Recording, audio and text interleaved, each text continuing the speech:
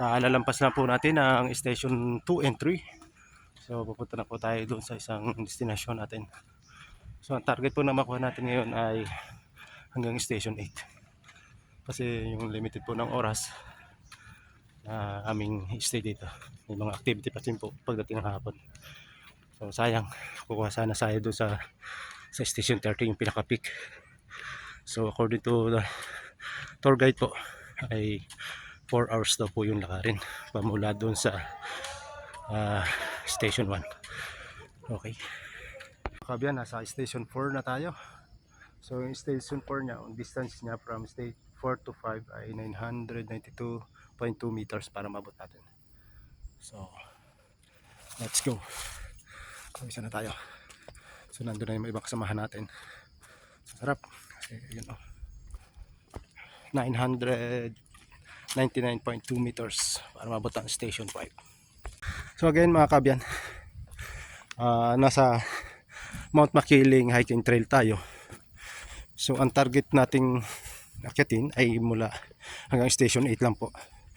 Kasi may gawain pa kami mamayang hapon.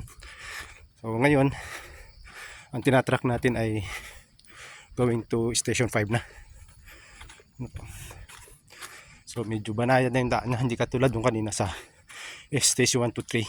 Talagang medyo matarik.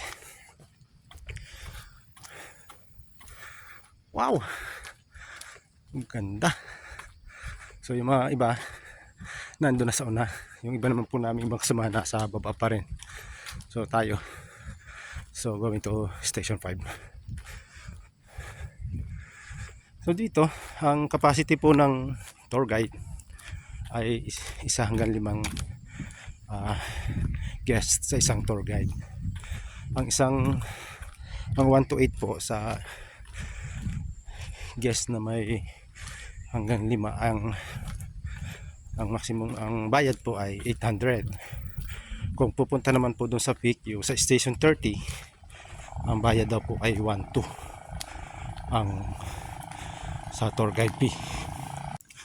Ayun naman po sa tour guide, yung pamula station 11 to 30, yun daw po yung sa trekking talaga, yung wala na semento. Kumbaga ay ang dadaanan ay talagang nasa gubat na kayo, nasa jungle na.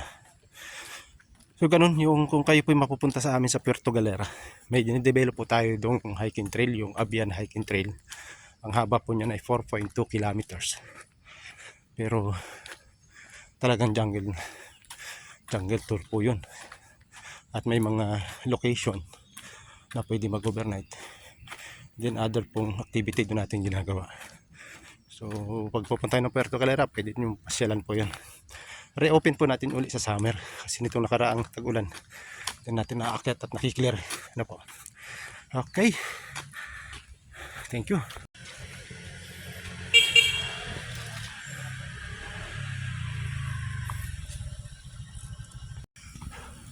Wow, tibay ni tatay ah. Good morning. Good morning. Kabike lang, grabe. So approaching station 6. Station 6 na tayo. Yan o, lupit. So pamula sa station 6 to station 7 for 29.1 meters. Approaching station 7.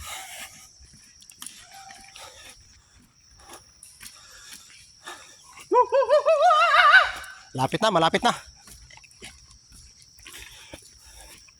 Patag na eh. So isang oras na tayong lalakad, no? Nandito na tayo, tuktok na. Taas na. So yun po yung isang kasama namin. Veterano po yan, galing Palawan. So yan o, basic na basic lang sa kanya ang pag-hike.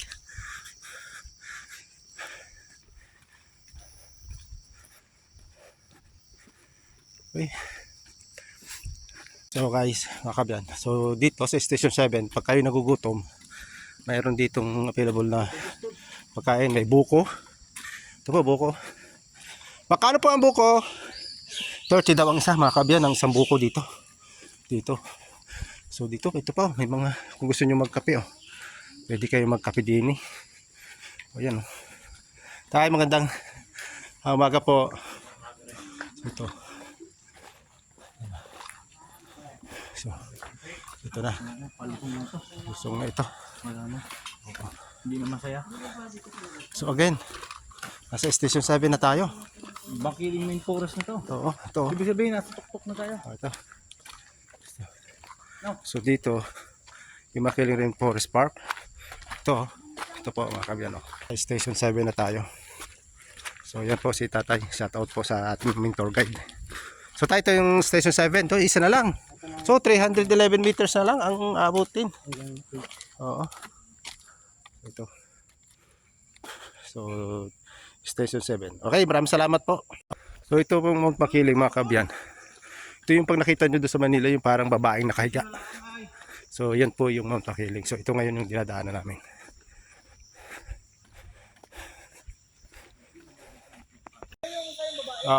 So nasa Station 8 na po tayo. Pupuntahan natin yung Mud Spring.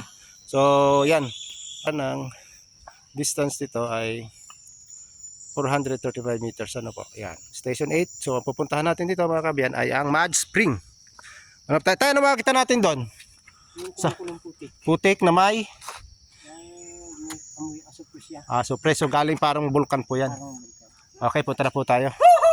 Dati po tatabit at meron po doon na kan. So yan po. Mud Spring po tayo. 3.6 kilometer. 692 meters above sea level po. Ang taas. Hindi yung layo niya. Layo. Wala ka makipalaka rin to. Sige. Salamat po. Ito na po yung Mud Spring. Makikita. Yan. Yan pamula po. Medyo mahaba-haba pa rin laka dito. 692 meters po pamula dito. So easy lang po ano. So yan. Okay na.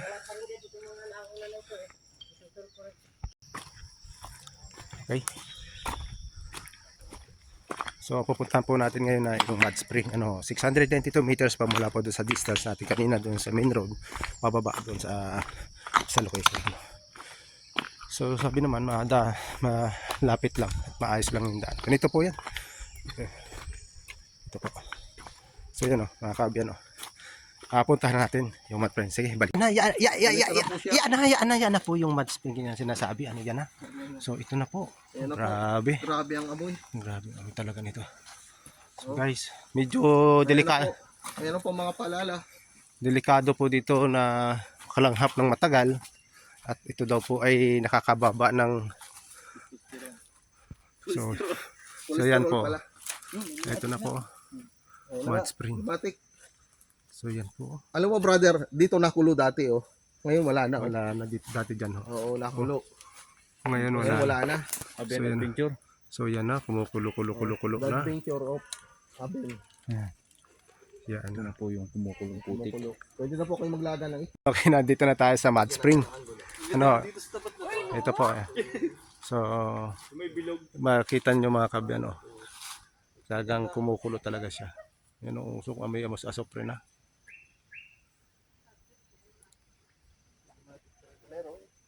May nahawakan siya. Sa ilo kumapit Akin wala Okay. Kanya kumukulo siya Ayan po.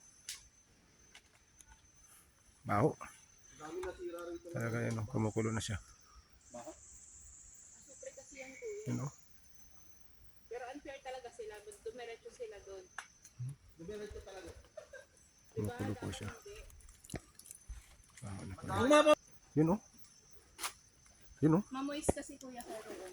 Hindi Sa amin kasi may ibig sabihin yan pag ganyan.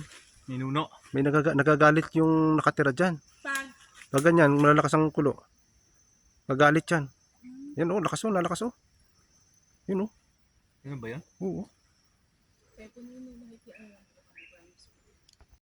So ito mga kabyan.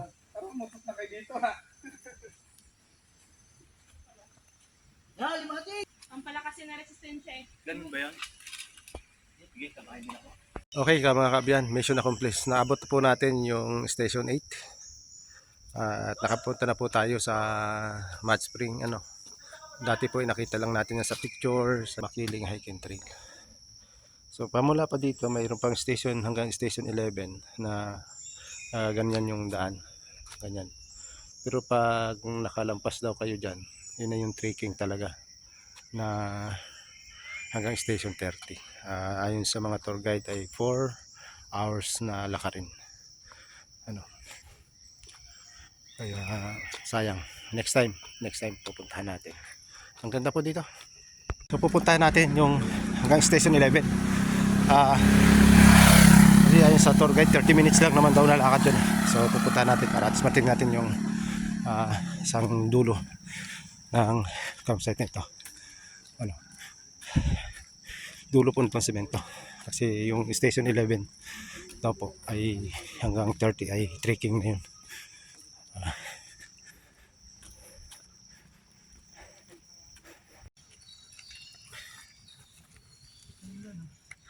Yan o.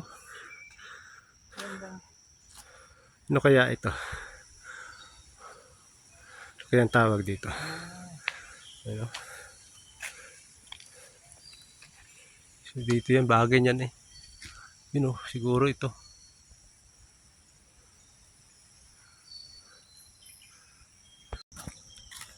Ito na.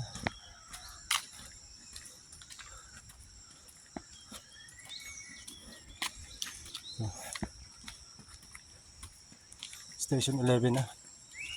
Yan.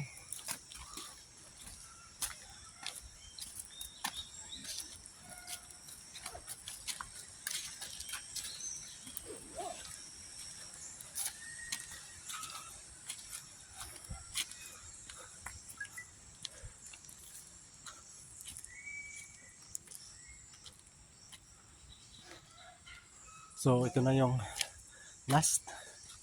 Abot ng kalsada. Dead end na to. So ito na.